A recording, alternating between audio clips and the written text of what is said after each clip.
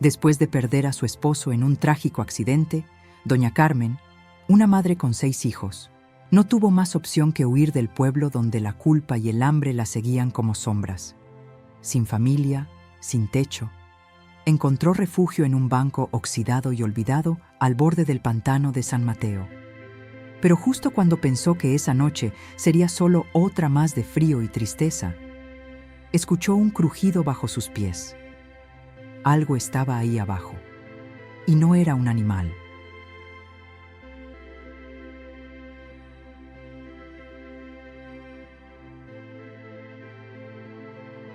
Lo que descubrió cambiaría la vida de sus hijos y desenterraría secretos que el pueblo intentó esconder por generaciones. El olor a humedad y tierra mojada se colaba por cada rincón de la ropa de Carmen. Tenía 38 años, pero la pena y el cansancio le habían robado la juventud del rostro. Viuda desde hacía solo 4 semanas y madre de 6 niños, todos menores de 15 años, no tenía nada, ni a nadie.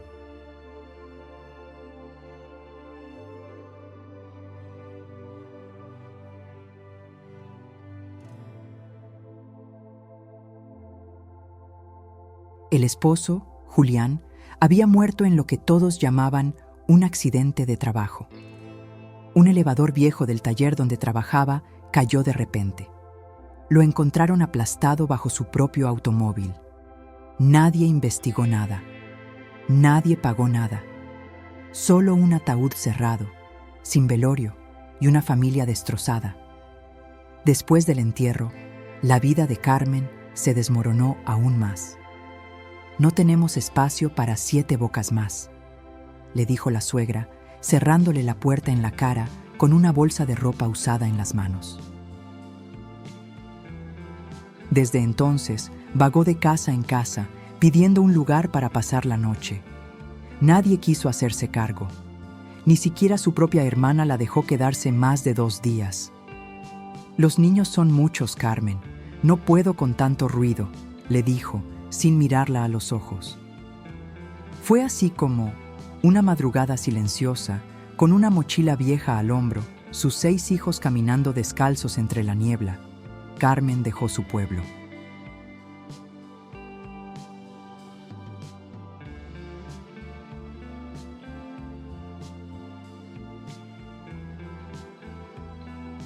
Atravesó veredas, se metió por caminos de caña seca, y sin rumbo claro llegó al pantano de San Mateo, un lugar que, según las leyendas de su infancia, guardaba más muertos que agua. Estaba cansada. La más pequeña, Mariana, apenas tenía 2 años y ya venía dormida en sus brazos. Los otros 5 caminaban en fila, en silencio, como si el alma también se les hubiese escapado. El aire era espeso, el cielo gris, y aunque no llovía, cada paso hundía sus pies en barro frío. Entonces lo vio. Un banco. De madera vieja, desgastado, cubierto por ramas y hojas, medio enterrado en el lodo. Parecía estar ahí desde hacía décadas, pero era lo único seco en kilómetros. «Vamos a descansar aquí», susurró Carmen, sentándose con cuidado, acomodando a los niños alrededor. No era cómodo, no era seguro, pero era algo. Apenas se sentaron, un viento más fuerte los envolvió. El frío les calaba los huesos. Carmen abrazó a sus hijos, uno por uno, cubriéndolos con su propio suéter.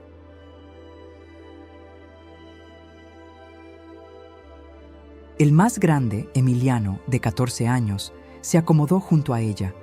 «¿Mamá?», preguntó con voz apagada. «¿Qué vamos a hacer mañana?». Ella no respondió, solo lo abrazó más fuerte. Todo estaba en silencio, hasta que... ¡crack! Un sonido seco, justo debajo del banco. Carmen se quedó rígida. Emiliano también lo escuchó. «¿Lo oíste?», susurró. «Sí», contestó ella, mirando hacia sus pies. Parecía venir del suelo, como si algo hueco hubiese crujido bajo su peso. «No te muevas», dijo Carmen en voz baja. Los otros niños ya estaban dormidos, pero Emiliano se agachó, curioso. Tocó el suelo y notó que no era solo barro. Había algo duro, una tabla, tal vez, o metal. «Aquí hay algo, mamá». Carmen se arrodilló, apartando el lodo con las manos. El frío la hizo temblar, pero siguió cavando. Sus uñas se llenaron de tierra, sus dedos sangraban, pero no se detuvo, hasta que, ¡clang!, un sonido metálico resonó en la noche. «Es una tapa», exclamó Emiliano, con los ojos abiertos de par en par. Carmen tragó saliva. Miró a su alrededor. El pantano estaba oscuro, pero podía sentir que algo estaba por cambiar. Y no sabía si era para bien o para mal. La tapa metálica estaba fría, oxidada y cubierta de lodo, como si hubiera estado enterrada ahí por décadas.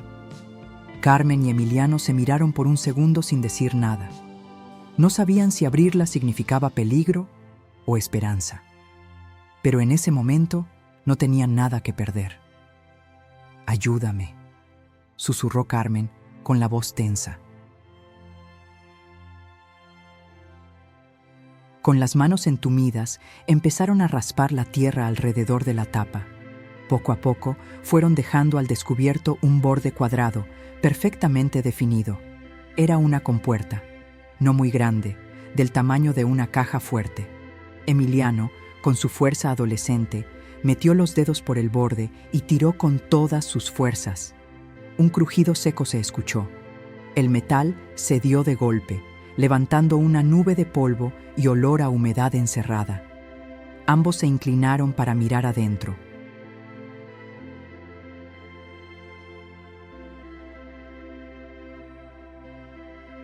Lo que vieron no era lo que esperaban. No había restos, ni huesos, ni nada parecido a un escondite macabro. Al menos no todavía. Dentro de la pequeña cavidad había una caja de madera oscura, intacta, con un candado viejo ya abierto. Al lado, enrollados en bolsas plásticas deterioradas por el tiempo, había documentos, papeles amarillentos y algo más. Una fotografía en blanco y negro, casi desvanecida, pero con un rostro que Carmen reconoció al instante.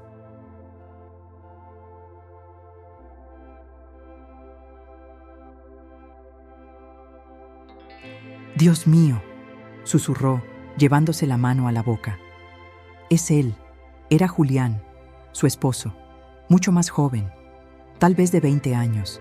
Estaba junto a otro hombre, con traje caro y una sonrisa forzada.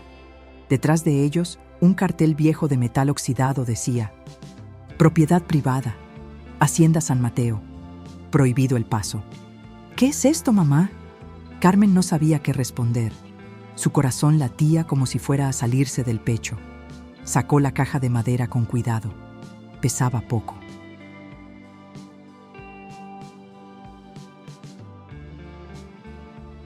Al abrirla, encontró billetes envueltos en una tela blanca.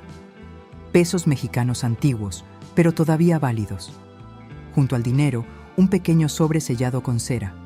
Y en la solapa, escrito con letra firme y vieja: «Si estás leyendo esto, ya no hay marcha atrás». Carmen tembló.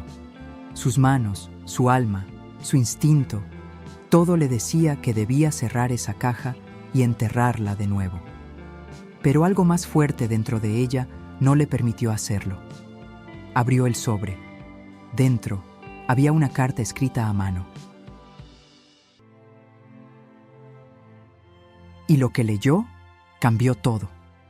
«Julián, sé que tomaste la decisión correcta. Lo escondiste bien. Si alguien encuentra esta carta, sabrá que tú no traicionaste a nadie, que intentaste protegernos a todos. Pero ya sabes cómo son, no olvidan y no perdonan. El dinero no es tuyo, es de ellos. Pero si alguna vez te ves obligado a elegir entre morir o entregarlo, recuerda que la sangre pesa más que el oro. Guárdalo, protégelo y si puedes, huye». Carmen leyó la carta 3 veces.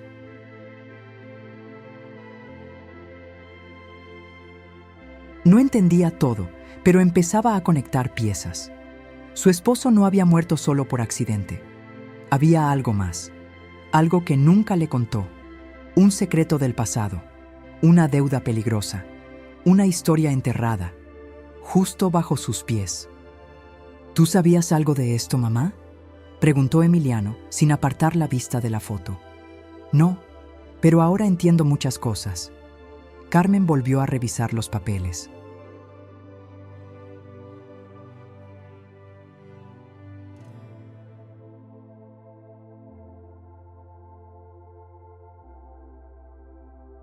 Eran escrituras de tierra, nombres de empresas fantasmas, actas de nacimiento falsificadas. Y al final, un contrato. La venta de una propiedad gigantesca, ubicada justo donde ahora estaba el pantano de San Mateo. A nombre de Julián, pero firmado por otro hombre, Leoncio Barragán. Ese nombre sí lo recordaba. Era uno de los hombres más ricos del estado de Oaxaca.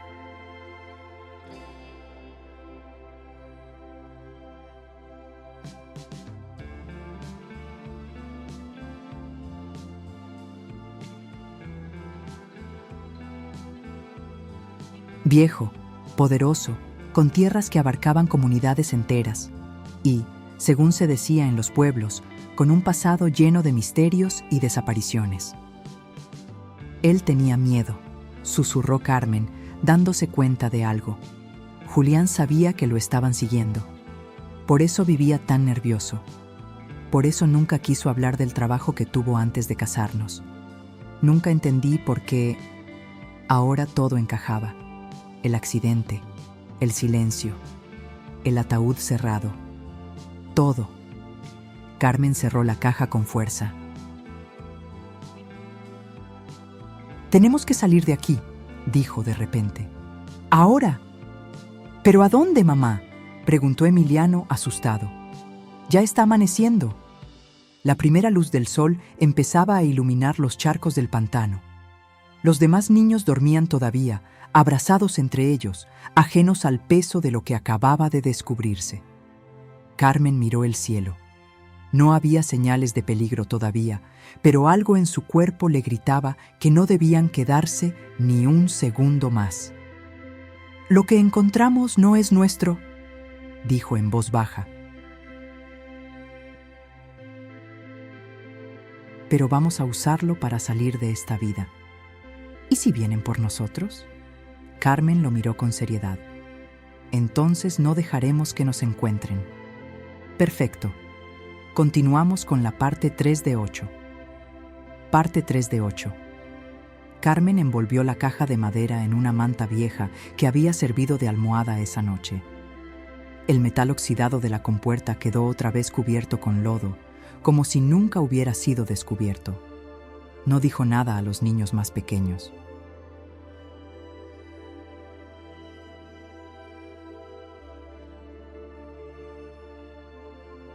Les dijo que debían caminar, que no era seguro quedarse. Ninguno preguntó por qué.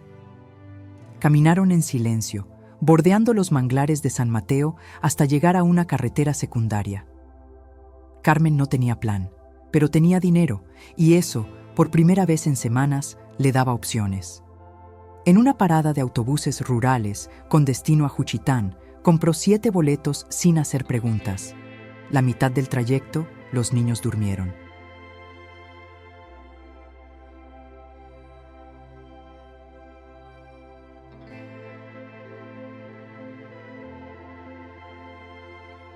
Emiliano, sin embargo, no quitaba los ojos de la caja envuelta, abrazada en el regazo de su madre. «¿Y si alguien ya sabe que la sacamos de ahí?», preguntó en voz baja. «No digas eso», respondió Carmen sin mirarlo. «¿Y si hay alguien más buscándola?». Ella cerró los ojos. También lo pensaba. No sabía cómo ni por qué, pero sentía que aquella carta no era solo un mensaje del pasado. Era una advertencia. Al llegar a Juchitán, se dirigieron al mercado principal.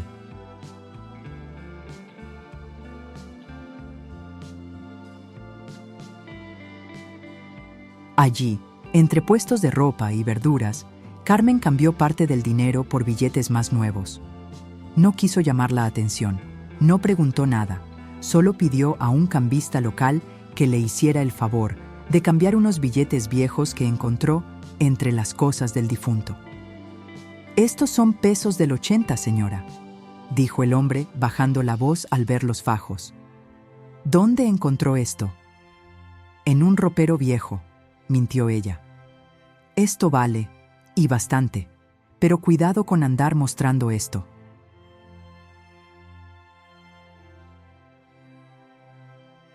Hay gente que hace preguntas raras cuando ve estos billetes, gente que no olvida cosas. Esa última frase le revolvió el estómago. Con el dinero en mano, alquiló un pequeño cuarto en una pensión barata a las afueras del centro. Una cama doble, un colchón en el suelo y un baño compartido. Para ella era lujo. Los niños comieron arroz con huevo, se bañaron con agua tibia por primera vez en semanas y durmieron profundamente, sin saber que a pocas cuadras alguien ya los había notado.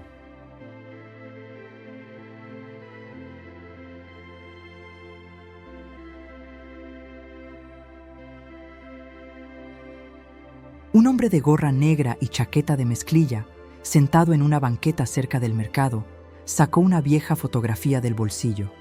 No era clara, pero la figura de Carmen estaba ahí, abrazando a Julián en lo que parecía una boda antigua. Marcó un número en su celular. «Ya la encontré». Silencio al otro lado.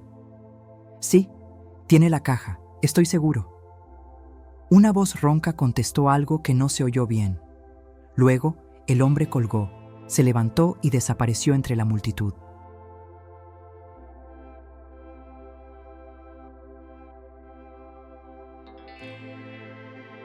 Al día siguiente, Carmen despertó con un sobresalto. Tuvo un sueño, uno de esos tan reales que se siente en el cuerpo. En él, Julián le gritaba desde un lugar oscuro. Le decía que corriera, que no confiara en nadie, que Leoncio ya sabía. Se levantó sudando frío.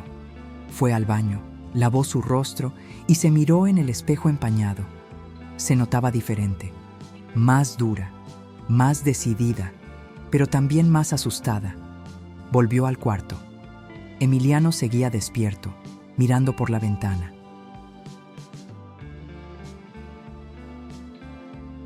«Hay alguien allá abajo», dijo en voz baja. «Lleva rato parado frente a la tienda de la esquina. No hace nada. Solo mira hacia acá». Carmen se acercó. Apartó la cortina apenas unos milímetros. Un hombre, de espaldas, parado junto a un puesto cerrado. No fumaba, no se movía, solo estaba ahí. «Empaca todo», dijo ella de inmediato. «Nos vamos». ¿Otra vez? Ahora. En menos de 5 minutos despertó a los niños, guardó lo que pudieron y salió por la puerta trasera de la pensión.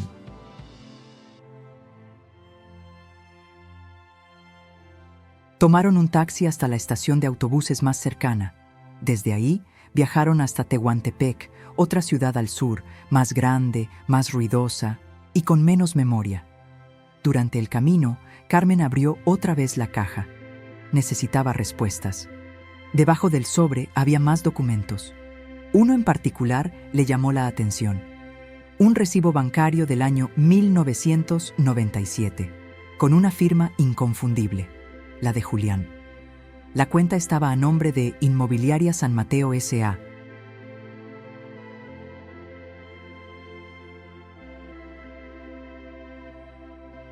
Había un número de cuenta y un saldo, 1.400.000 pesos. «Esto no es solo un escondite», dijo Carmen en voz baja. «Es un mapa». «¿A dónde nos lleva?», preguntó Emiliano. «A lo que tu padre intentó esconder toda su vida». Carmen sabía que no podían seguir corriendo sin entender en qué estaban metidos. Sabía que alguien los seguía y que el tiempo se agotaba. Y por primera vez sintió que la única forma de proteger a sus hijos era descubrir la verdad completa, aunque doliera.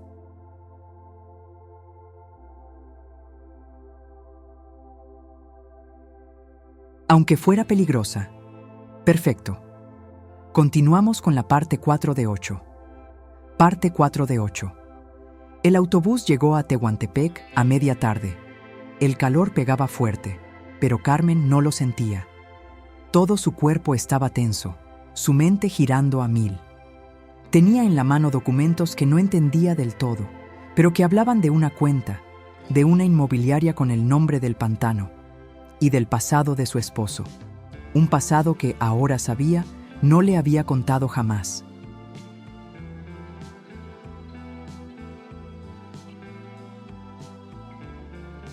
Encontraron un cuarto en una vecindad vieja cerca del centro. Una mujer mayor, doña Rosario, les rentó un espacio por día, sin hacer muchas preguntas. No acepto escándalos ni visitas raras, les dijo desde la entrada, mientras miraba a los niños con cierto desdén. Carmen asintió sin discutir. ¿Era eso o la calle? Esa noche, mientras los pequeños dormían, Carmen y Emiliano se sentaron sobre una manta rota en el suelo. Tenían todos los papeles extendidos frente a ellos.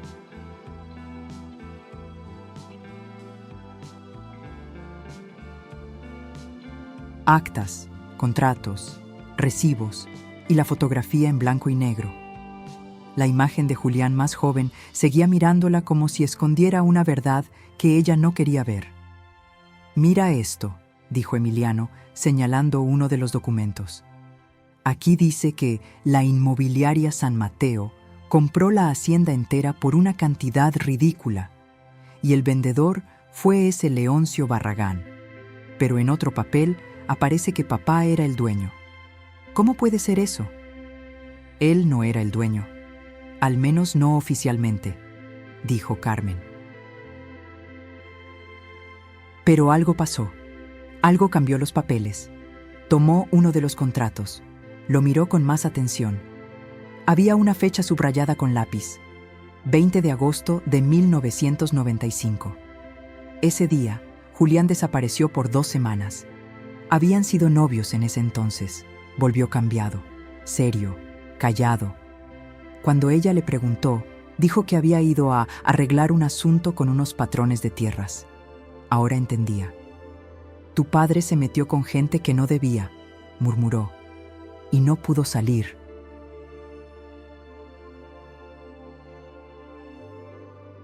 En ese momento, Emiliano encontró algo más.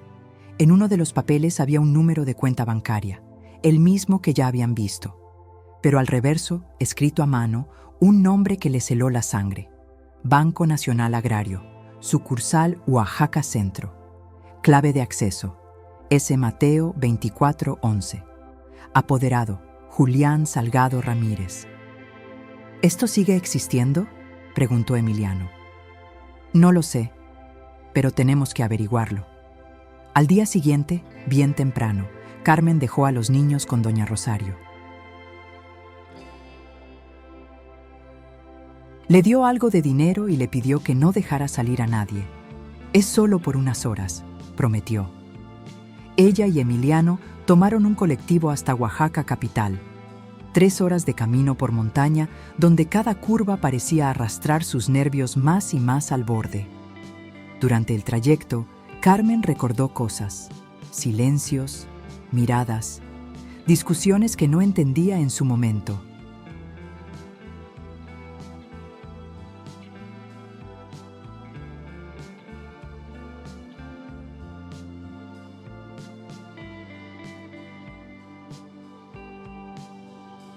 Recordó una noche, años atrás, cuando Julián llegó borracho y le dijo algo entre lágrimas.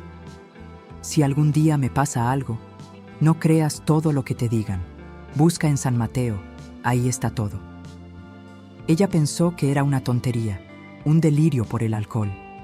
Ahora sabía que no. Al llegar a la ciudad, caminaron hasta el banco. Un edificio grande, antiguo, con vidrios polarizados y seguridad privada. Carmen respiró hondo antes de entrar. Iba vestida con la ropa más limpia que tenía.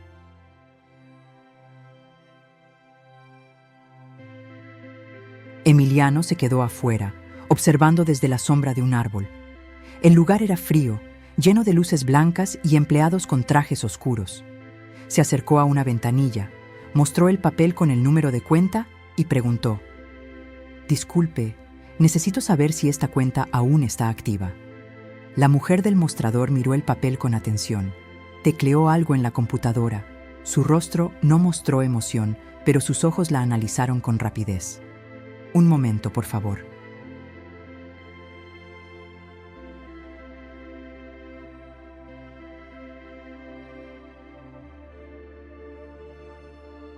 Se levantó sin decir más y entró a una oficina interior. Carmen tragó saliva. Pasaron 5 minutos, 10. Luego, un hombre de traje gris salió, alto, con mirada seca. ¿Señora Carmen Ruiz Martínez? Ella se quedó helada. No había dicho su nombre. Acompáñeme, por favor. Ella dudó. ¿Hay algún problema? Solo queremos confirmar unos datos. Son protocolos de seguridad. No se preocupe. La llevó a una oficina pequeña. Cerró la puerta. Esta cuenta está inactiva desde hace más de 20 años. Pero sigue registrada y figura como de acceso restringido. ¿Qué significa eso? Que solo el titular o sus herederos legales pueden moverla. Y usted figura aquí como esposa del señor Salgado. ¿Quiere hacer algún retiro? Carmen dudó. ¿Cuánto hay? El hombre abrió un archivo en la computadora. Leyó durante unos segundos. Sus cejas se levantaron apenas. 1.426.000 pesos, aproximadamente, aunque habrá que actualizar según inflación y cambios bancarios.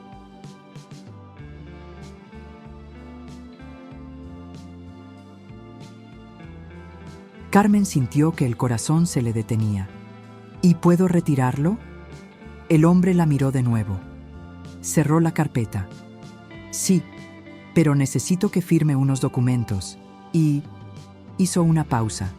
Debo advertirle que esta cuenta fue objeto de una investigación hace años. Personas que hicieron preguntas, gente que no dejó datos. Solo diré esto, tenga cuidado, señora. Este dinero puede parecer una bendición, pero también puede traer problemas. Carmen se quedó en silencio.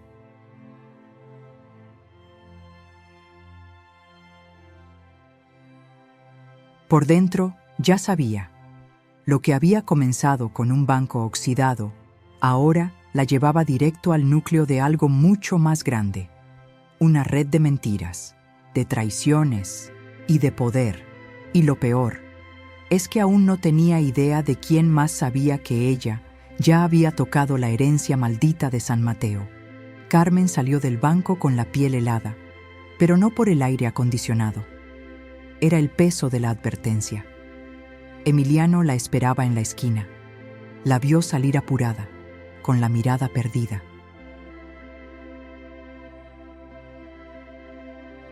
¿Qué pasó? El dinero está ahí, todo.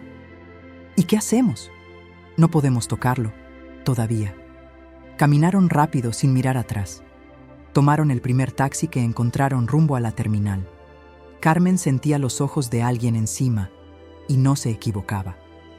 Un auto gris, sin placas visibles, lo siguió discretamente a una cuadra de distancia. El conductor hablaba por radio. Confirmado. Intentó acceder a la cuenta. Está en movimiento. ¿Ella sola? Con un chico. No mayor de 15. Posiblemente el hijo. Del otro lado de la línea, una voz conocida respondió: «No los pierdas. Avísale a Barragán». De regreso en Tehuantepec, Carmen encontró a doña Rosario nerviosa. «Un señor vino a preguntar por usted», dijo sin rodeos.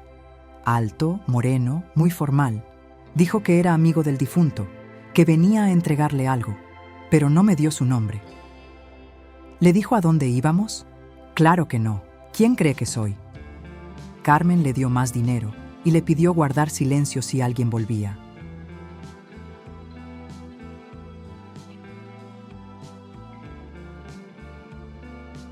Doña Rosario aceptó, aunque claramente ya estaba arrepentida de haberle rentado el cuarto.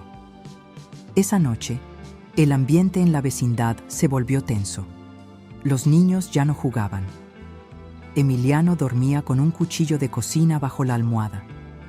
Y Carmen, sin que nadie lo supiera, escondió la caja de madera detrás del tanque de agua, fuera del cuarto. Era obvio que los estaban rastreando, pero no sabían cómo. A la mañana siguiente, decidieron buscar más información.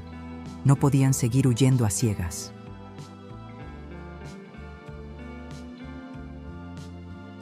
Carmen sabía que en algún lugar había alguien más que conocía la historia completa. Alguien que pudiera hablar de Julián, sin mentiras. Y pensó en una persona, don Vicente, un viejo mecánico que había trabajado años con su esposo antes del accidente. Viajaron de vuelta al pueblo original, a escondidas, en una combi rural con gorras y lentes para no ser reconocidos. Al llegar, se bajaron 3 calles antes de la entrada principal. Tomaron caminos de tierra para evitar ser vistos.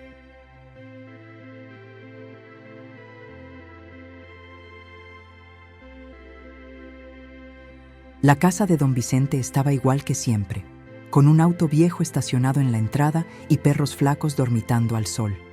Tocaron la puerta. Nadie abrió. Carmen insistió. Finalmente una voz ronca contestó desde dentro. ¿Quién? Don Vicente, soy yo, Carmen, la esposa de Julián. Silencio. Luego, pasos lentos, y la puerta se abrió solo lo justo para mostrar un ojo cansado. ¿Qué haces aquí, mujer? Vete. Necesito hablar con usted. Es importante. No me metas en esto. Es sobre Julián. Eso bastó. La puerta se abrió por completo. El hombre estaba más envejecido que la última vez. Tenía las manos manchadas de grasa y la mirada triste. Entren, pero rápido. Una vez dentro, con la puerta cerrada y los seguros puestos, don Vicente fue directo al punto. Sabía que algún día esto iba a pasar. ¿Sabía qué? Preguntó Carmen confundida. El viejo suspiró. Tu marido no murió por accidente. Lo mandaron a callar. Carmen sintió un golpe en el pecho.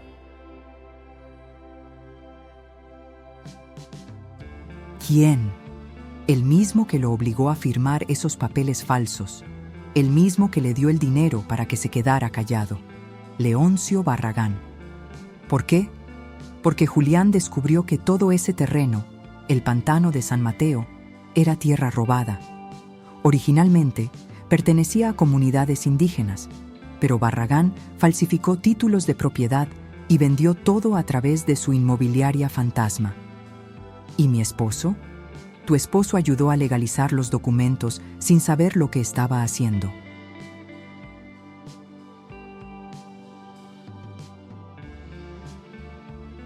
Lo usaron como firma limpia. Cuando entendió la jugada, intentó salirse, pero ya era tarde. Barragán le pagó para que se desapareciera y le advirtió que si abría la boca, no solo él iba a morir. Emiliano miraba al mecánico con rabia. ¿Y por qué nunca nos dijo nada? Porque tenía miedo, hijo, porque ustedes eran su vida, pero al final, el miedo no lo salvó. Carmen cerró los ojos. Todo empezaba a tener sentido.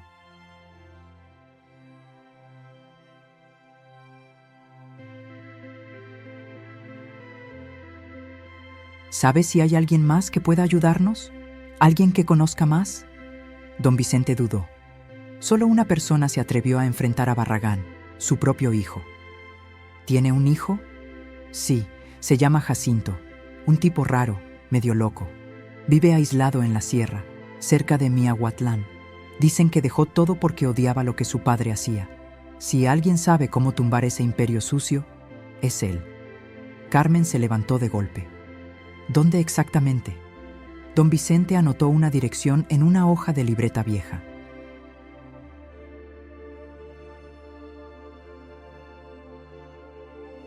Les dio comida, un poco de agua y los abrazó fuerte. Si no regresan, que Dios los guarde. Carmen no respondió, solo miró a Emiliano. Y en ese instante, madre e hijo entendieron que no estaban huyendo, estaban entrando en el centro del monstruo. Perfecto. Continuamos con la parte 6 de 8.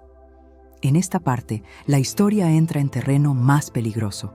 Secretos familiares, aislamiento y una figura clave que podría cambiar todo.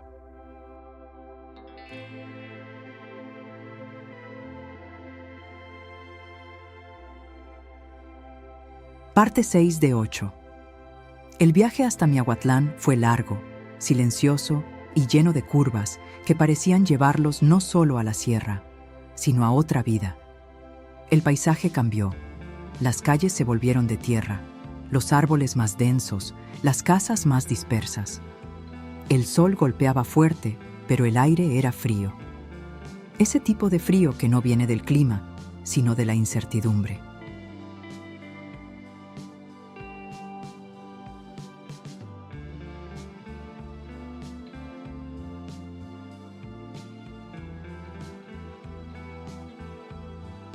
Jacinto Barragán vivía en una comunidad remota, sin señal telefónica, sin internet, y según don Vicente, sin contacto con nadie desde hacía más de 10 años.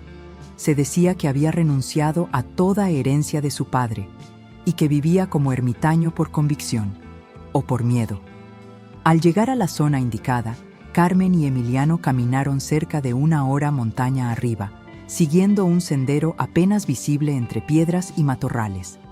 La dirección escrita por don Vicente se perdía a mitad del camino.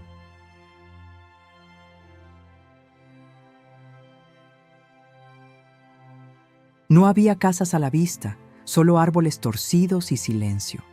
Hasta que lo vieron. Una cabaña de madera oscura, rodeada por alambres oxidados y un portón improvisado con rejas viejas. No parecía haber nadie. ¿Estás segura?, susurró Emiliano. Nadie se esconde así por nada, dijo Carmen, y golpeó la reja 3 veces. Nada. Volvió a golpear. Jacinto, necesito hablar contigo. Es sobre tu padre. Un sonido seco respondió desde adentro, como el chasquido de una escopeta al cargarse. «¡No te acerques más!», gritó una voz grave y áspera desde detrás de la cabaña. Carmen levantó las manos. «No venimos a hacer daño. Soy la esposa de Julián Salgado. Tu padre lo mató». Silencio. Largo. Después de varios segundos, un hombre delgado, de barba descuidada y ojos hundidos, salió por un lado de la cabaña. Llevaba una escopeta al hombro, pero no apuntaba. Miró a Carmen con desconfianza, luego a Emiliano. «¿Dices que eres la esposa de Julián?». «Sí, y necesito saber lo que tú sabes».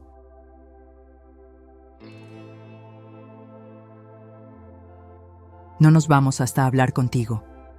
Jacinto se quedó quieto. Algo en su mirada cambió. Una chispa de reconocimiento. «Entra». Pero rápido. Adentro, la cabaña era oscura, simple, con estanterías llenas de libros viejos, periódicos amarillentos y papeles organizados con clips y cinta adhesiva. En una esquina, una radio de baterías. En otra, una máquina de escribir. Y sobre una mesa, decenas de carpetas etiquetadas con nombres, incluido el de Julián Salgado.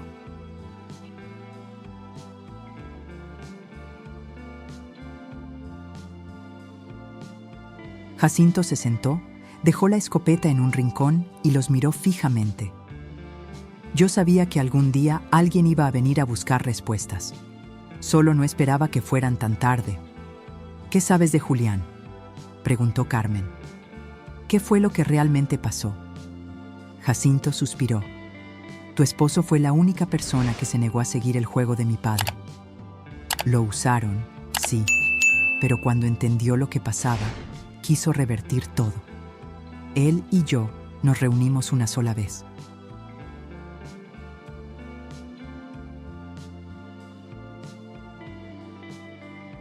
Me entregó copias de documentos, escrituras, nombres de empresas fantasma. Me pidió que lo ayudara a denunciar, pero mi padre tenía ojos en todos lados. Esa misma semana, Julián desapareció por 2 días. Cuando volvió, tenía la cara destrozada. No dijo una palabra más. Solo me dio una caja y me dijo: «Guárdala. Si me pasa algo, tú sabrás qué hacer». «¿Una caja?». «Sí, la enterré aquí. Ven». Jacinto salió de la cabaña con una pala. Caminó hasta un árbol grande detrás de la casa.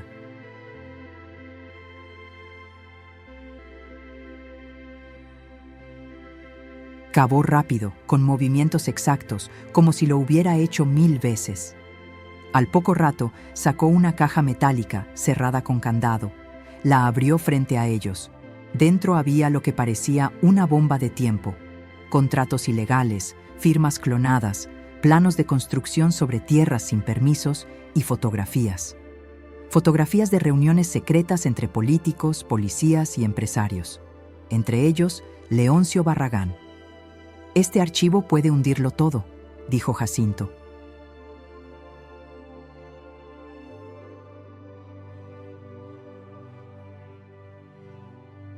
Mi padre construyó su imperio robando tierras de campesinos, desplazando familias y lavando dinero con proyectos inmobiliarios.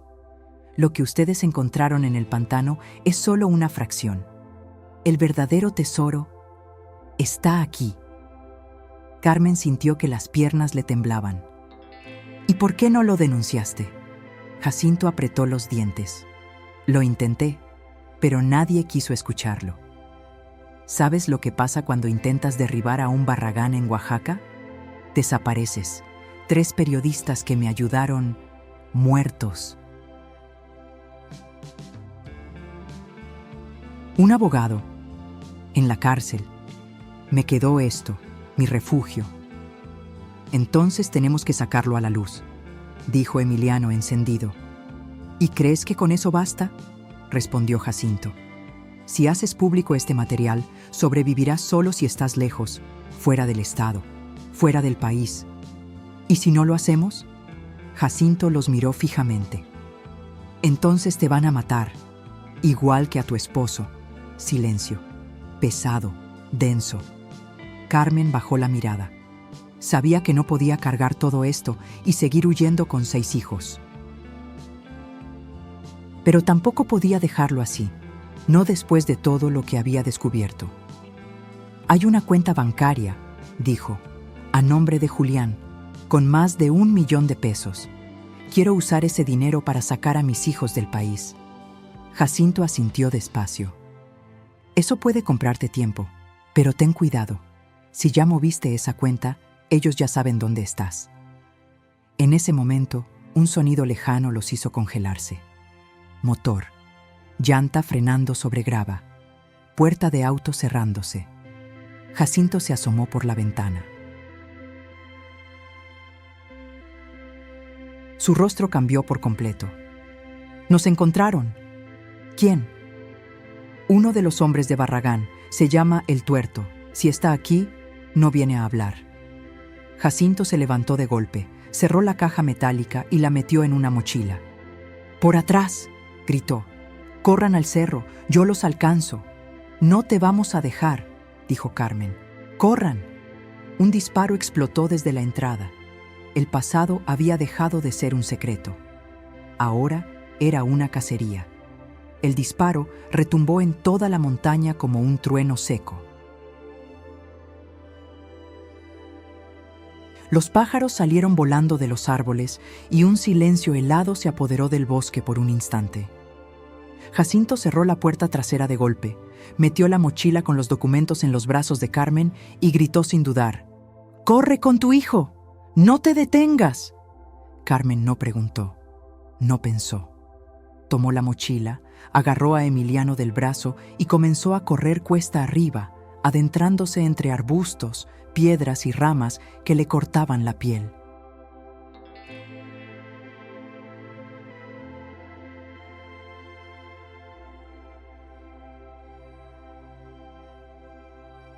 Solo escuchaba su respiración agitada, el crujido de las hojas bajo sus pies y voces. «¡Allá van! ¡Carajo!», gritó un hombre desde la entrada. Más disparos. Las balas cortaban ramas, rebotaban contra las piedras y el terror subía como ácido por su espalda. Emiliano tropezó, cayó, se levantó. Carmen lo jaló sin pensar. La mochila pesaba como si llevara el mundo entero dentro.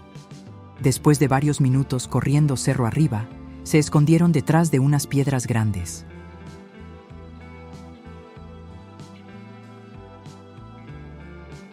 Carmen se tiró al suelo, respirando con dificultad. Emiliano tenía sangre en la ceja por una rama, pero no se quejaba. «¿Crees que ¿Le dispararon a Jacinto?, preguntó con voz entrecortada. Carmen no respondió. No podía. Su pecho no le daba más aire. Lo que estaba claro es que ya no había vuelta atrás. Jacinto los había salvado, pero quién sabía a qué precio. Pasaron media hora escondidos. Escuchaban gritos en la lejanía, pero no podían distinguir si los buscaban aún o si todo había acabado. Finalmente, cuando todo pareció calmarse, siguieron subiendo por el cerro. El bosque empezó a abrirse y encontraron un camino de tierra que bajaba hacia una comunidad rural. Caminaron casi 3 horas hasta llegar a una pequeña tienda donde un señor mayor los miró con desconfianza. ¿Todo bien, señora? Carmen, sucia, llena de lodo y con los ojos rojos, le ofreció 500 pesos y le pidió un teléfono. Llamó a doña Rosario con voz temblorosa. ¿Los niños están bien? Sí, todos bien.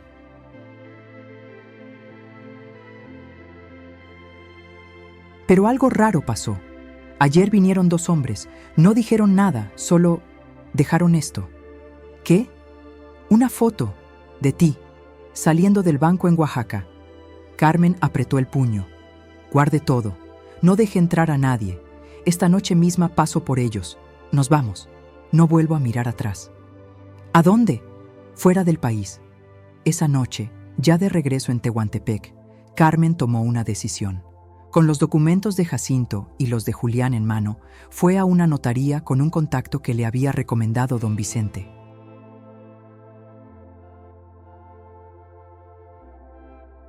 Un abogado retirado, honesto, que alguna vez también fue amenazado por los Barragán.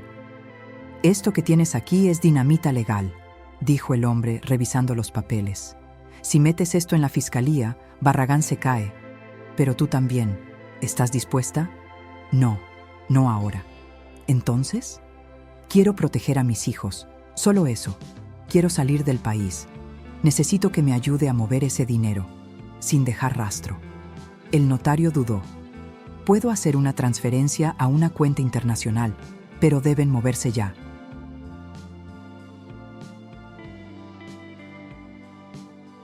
Una vez que esto se active, ellos lo sabrán. Será cuestión de días, horas tal vez, antes de que vengan por ti, y esta vez no habrá advertencias. Carmen asintió. «Hágalo». 2 días después, los 7 estaban listos. Habían abandonado la vecindad de doña Rosario a medianoche. Con los niños dormidos en el fondo de una camioneta prestada, tomaron camino hacia el sur, rumbo a la frontera con Guatemala. Carmen había hecho lo imposible por conseguir documentos falsos. Era riesgoso.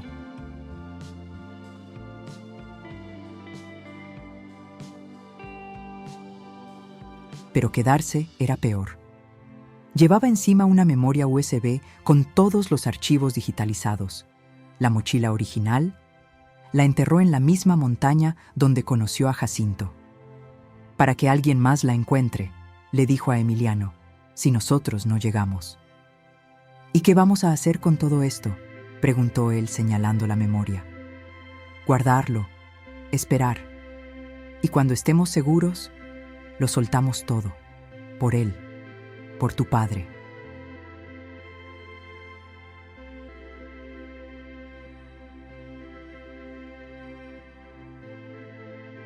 ¿Y si nos encuentran? Carmen miró hacia la carretera, donde el horizonte se mezclaba con la bruma. «Entonces, peleamos. Pero ya no vamos a huir con miedo. Vamos a huir con una verdad que les arde. Y eso es lo que más les duele». Pero justo cuando cruzaban el último retén, antes de llegar al paso fronterizo, un hombre con gorra negra levantó la mano, deteniendo la camioneta.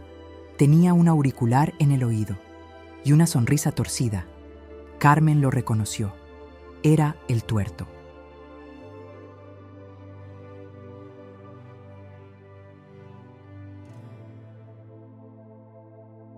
«Buenas noches, doña Carmen», dijo, apuntando con la linterna hacia sus ojos.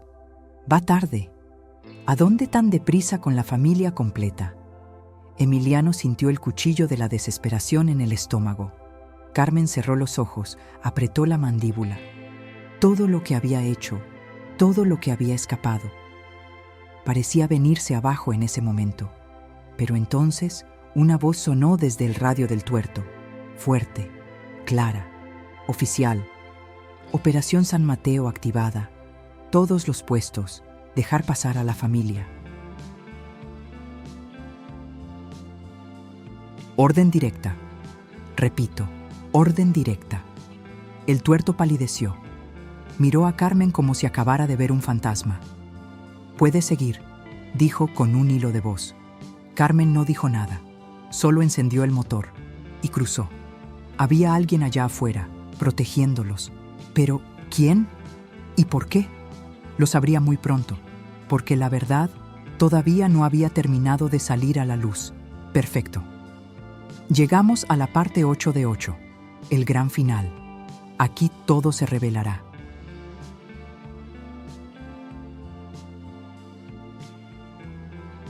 O suspenso acumulado, os fios soltos da narrativa, os mistérios da morte de Julián, o envolvimento dos poderosos, o destino da família, tudo vai convergir agora em uma conclusão forte, emocional e definitiva. Parte 8 de 8. La camioneta cruzó la frontera como si el mundo entero respirara junto con Carmen. Los niños seguían dormidos en el asiento de atrás, pero Emiliano la miraba en silencio. Sabía que el peligro no había terminado, solo había cambiado de forma.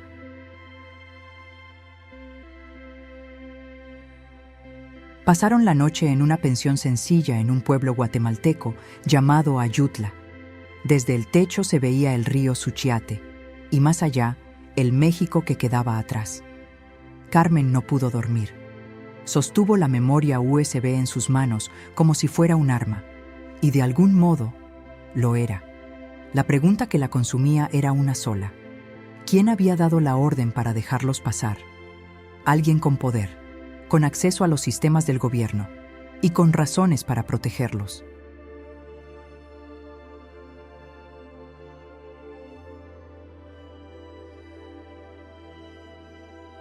Fue Emiliano quien, al día siguiente, encontró la pista. «Mamá, hay un mensaje en esta memoria. Está encriptado. Dice, acceso, S, Mateo 24:11. La misma clave que vimos en el banco». Carmen tecleó la contraseña. Un archivo oculto se abrió. No era un documento. Era un video. Grabación de seguridad. Fecha. 4 días antes de la muerte de Julián. Lugar. Hacienda San Mateo, oficina privada. La imagen era en blanco y negro, con ruido de fondo.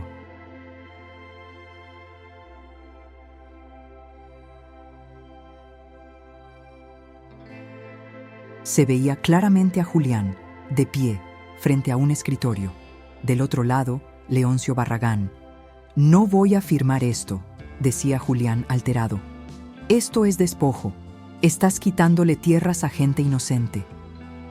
«Ya firmaste una vez», respondía Barragán tranquilo. «No te hagas el santo ahora.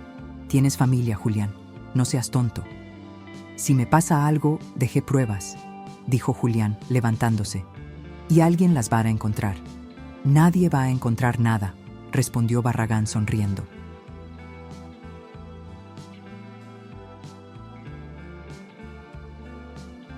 «Pero por si acaso, ya me encargué de ti». ¿Y entonces? La puerta se abría. Entraba un joven con carpeta en mano, rostro serio, traje negro. La cámara solo lo captaba parcialmente. Julián lo miraba, desconcertado. «¿Y tú quién eres?» «Soy el nuevo asesor legal. Vine a asegurarme de que el silencio se cumpla, por las buenas». Su voz era tranquila, precisa. Había algo extraño en sus ojos. Frialdad, pero también duda. Era Jacinto, pero más joven, mucho más. Carmen pausó el video. «No puede ser. Él dijo que ayudó a Julián». Emiliano miró el archivo. «Tal vez...» Lo intentó. Después, volvieron a reproducir. El video seguía. Las voces subían. La discusión terminaba cuando Julián arrojaba la carpeta contra el suelo y salía. Jacinto se quedaba solo con Barragán. ¿Y si habla?, preguntaba. No va a hablar, decía Leoncio. Pero tú vas a asegurarte de eso. Si no lo haces tú, lo hará otro. Y ese otro no tendrá piedad. Silencio. Jacinto no respondía. El video se cortaba ahí. Carmen quedó paralizada. No sabía si odiarlo o agradecerle, pero la verdad era clara. Jacinto había sido parte del sistema antes de huir. Por eso lo sabía todo. Por eso la ayudó. Tal vez por culpa. Los días pasaron. En Guatemala, con nueva identidad y nombres falsos, Carmen empezó una vida distinta, con lo básico, con calma, con la cicatriz del pasado abierta, pero cerrando de a poco.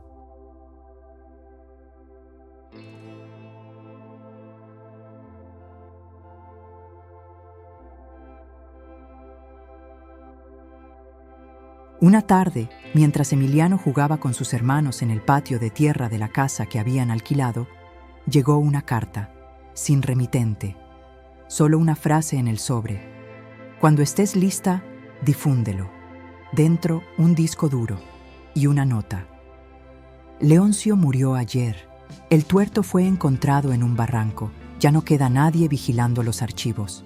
Es tu momento. Haz lo que él no pudo. Hazlo por Julián. J. Carmen se quedó en silencio por varios minutos.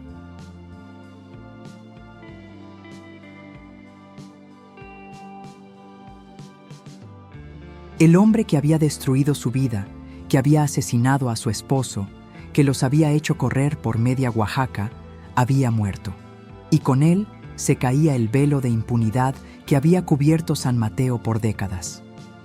Carmen se levantó, encendió la computadora, conectó el disco duro y subió todo el contenido a una nube. Videos, documentos, nombres, cuentas, todo. Luego contactó a un periodista internacional. No uno de México, uno de fuera. Alguien que no tuviera miedo.